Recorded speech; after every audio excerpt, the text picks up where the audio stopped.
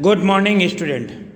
हम बात कर रहे थे हमारी पाठ्य पुस्तक कृतिका के अंतर्गत मृदुला गर्ग जी के द्वारा लिखा गया द्वितीय अध्याय मेरे संग की औरतें। इसमें अब तक हमारे द्वारा देखा गया उनका नानी का व्यक्तित्व और उनकी माँ का व्यक्तित्व, साथ ही उनके नाना का व्यक्तित्व। उनके नाना जो अंग्रेज़ों के फर्मा बरदार थे, बैरिस्टर की डिग्री लेकर वो अंग्रेजी सभ्यता संस्कृति और के आधार पर जीवन जी रहे थे। इनके परिवार की एक विशेषता हमने देखी कि कोई भी इनके परिवार में किसी भी व्यक्ति के व्यक्तिगत जीवन में हस्तक्षेप नहीं करता था। इनकी नानी जो अनपढ़ पर्दानशी औरत थी, उनके मन में आज़ादी का कितना जुनून था, इस बात का पता तब चला जब उन्होंने अपने पति को, उनके मित्र प्यारेलाल जी शर्मा को बुलाने की बात कही और उस स्वतंत्रता सेनानी के साथ अपनी पुत्री का विवाह करने की बात कही, क्योंकि उनकी मृत्यु समीप थी। पति ने उनके समय की नज़ाकत को देखा और बुलाकर लाए। तब इनकी माता का विवाह एक ऐसे व्यक्ति से हुआ जिसे ICS के परीक्षा में बैठने से रोक दिया गया था, जिसके पास पुश्तैनी पैसा धेला एक भी नहीं था। अब बात करेंगे आगे पेज नंबर 16। मैंने अपनी दादी को कई बार कहते सुना था कि हम हाथी पे हल ना जुतवाया करते, हम पे बैल है। मैंने बताया था हाथी यहाँ पर बताया गया है इनकी माँ को, और बैल घर के और व्यक्ति जो जिम्मेदारियाँ उठा रहे थे या नौकर चाकर। हाथी इसलिए कहा क्योंकि एक तो वो साहबी खानदान से थी, दूसरा झूठ नहीं बोलती थी, और तीसरा किसी के गुप्त बात किसी के ऊपर प्रकट नहीं करती थी। इसलिए उन्हें सम्मानित पद पर अधिष्ठापित किया गया था, अर्थात परिवार में सम्मानित पद उनको मिला हुआ था। बचपन में ही मुझे इस जुमला यानी वाक्य का भावार्थ समझ में आ गया था, जब देखा था कि हम बच्चों की ममतालु परवरिश के मामले में माँ के सिवा घर के सभी प्राणी मुस्तैद रहते थे। मतलब इनकी माँ ने कभी एक भारतीय माँ जैसा होने का कोई भी कार्य नहीं किया। भारतीय माताएं अपने बच्चों के प्रति समर्पित होती है और उनके लालन पालन में ही अपना समय पूरा व्यतीत करती है, परंतु इन्होंने कभी बच्चों की परवरिश पर ध्यान नहीं दिया। ध्यान देते थे तो कौन, घर के सभी प्राणी मुस्तैद रहते थे, मुस्तैद तैयार चुस्त तत्पर।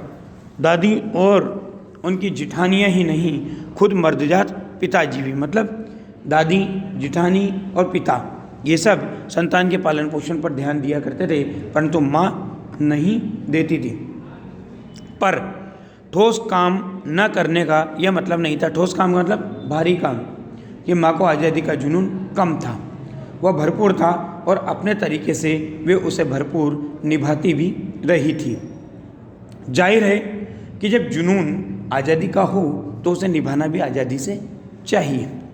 जिस चीज़ से पूछकर उसके तरीके से नहीं, बल्कि खुद अपने तरीके से निभाना चाहिए।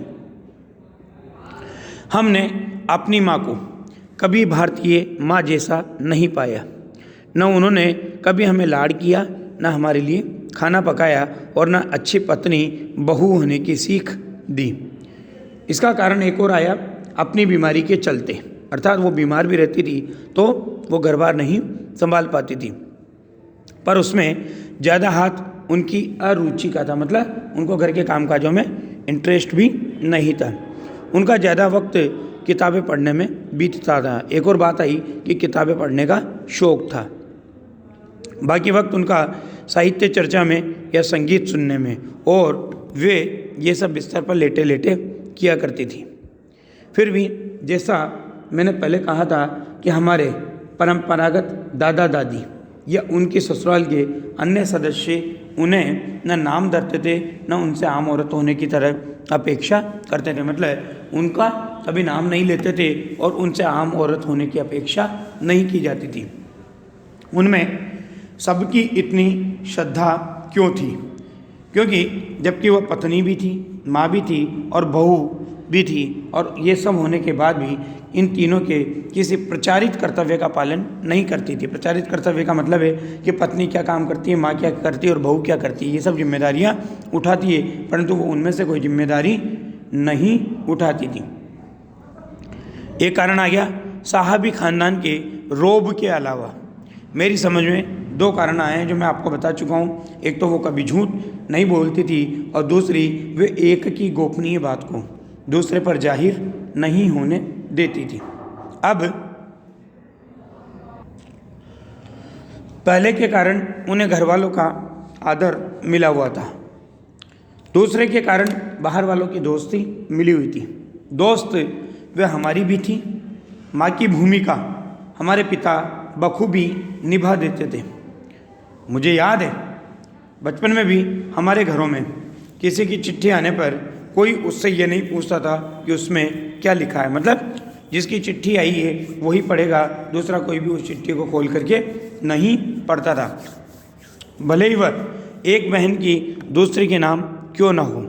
और माँ ये जानने को बेहाल हो कि बीमारी से वह उभरी या नहीं।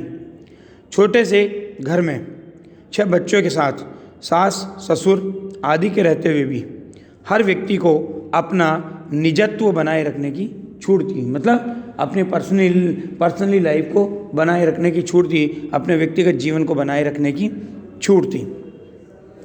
इसी निजत्व बनाए रखने की छूट का फ़ायदा उठाकर हम 3 बहनें और छोटा भाई लेखन के हवाले हो गए। मतलब 4 लोग इन संतानों में लेखन के हवाले हो गए।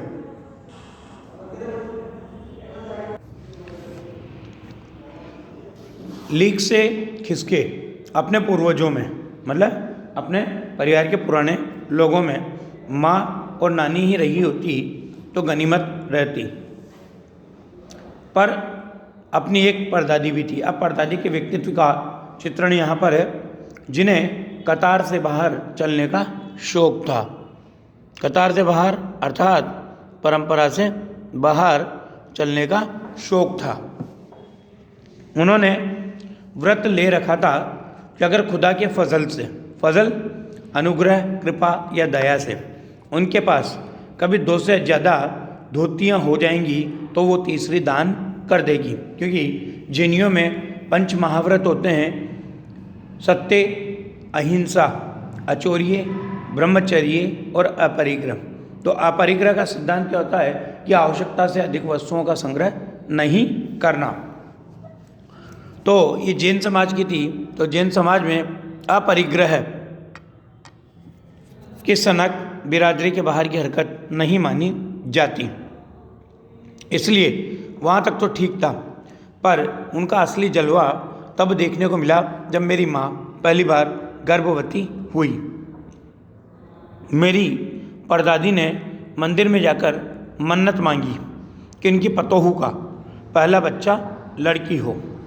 यह गैर रवायती यानी परंपरा विरुद्ध, गैर रवायती का मतलब परंपरा विरुद्ध मन्नत मांगकर ही उन्हें चैन नहीं पड़ा। उसे भगवान और अपने बीच पोशीदा रखने के बजाय, पोशीदा अर्थात गुप्त रखने के बजाय सरेआम उसका ऐलान कर दिया। लोगों के मुंह खुले के खुले रह गए। उनके फितूर की कोई वाजिब वजह ढूंढे भी नहीं मिली कि उनको ये फितूर, ये सनक क्यों चढ़ी।